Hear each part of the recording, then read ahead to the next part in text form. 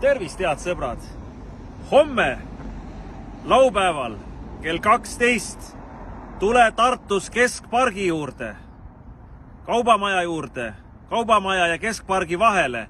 Teeme meeleavalduse Keskpargi kaitseks ja Süku vastu. Süku, mis röövib 100 miljonit Tartu linna ja Eesti riigi maksumaksja raha. Sinu taskust seda ei ole vaja. Pigem see raha anda peredele ja Tartu inimestele, selleks, et majandus läheks edasi, et töökohti tuleks ja et oleks inimestel elukohad. Meil ei ole vaja betooni panna raha, meil on vaja anda raha inimestele ja maksud tuleb alla tõmmata ja reform tuleb maha võtta.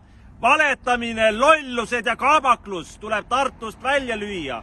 Tule, toeta seda, toeta, et Tartu inimesed saaksid olla väärikad linnakodanikud, et reform, sotsid ja teised hävituspataljoni inimesed ei istuks meile pähe oma maksutõusude, bürokraatia tõusude ja inimväärikuse alla surumisega. Näitame, et me oleme tartlased, näitame, et me oleme eestlased, näitame, et me oleme inimesed, mitte rahvarämps, kelleks meid tahetakse alandada. Tule kohale homme, laupäeval kell 12 Tartu Keskpargi juurde. Näitame neile, et me oleme inimesed ja et meil on plaan B.